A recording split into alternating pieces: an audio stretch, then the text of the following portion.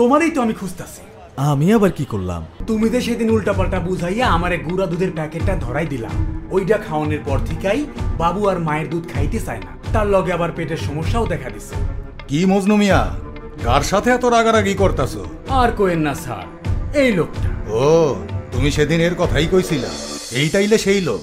শোনো, মায়ের দুধের বিকল্প পণ্যের অযৌক্তিক ব্যবহার ও নীতি বহির্ভূত বিপণন রোধে 2013 সালের আইন ও 2017 সালে পাশ হওয়া বিধি অনুসারে রেজিস্ট্রেশন ছাড়া প্যাকেট দুধ বেচা কেনা, বিক্রির উপর কমিশন, ফ্রি স্যাম্পল দেয়া ও উপহার দেয়া যাবে না।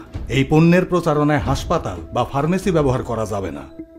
আইন ভাঙলে অনূর্ধ্ব 3 বছরের জেল অথবা অনূর্ধ্ব 5 লক্ষ টাকা জরিমানা অথবা উভয় দণ্ড হইতে পারে।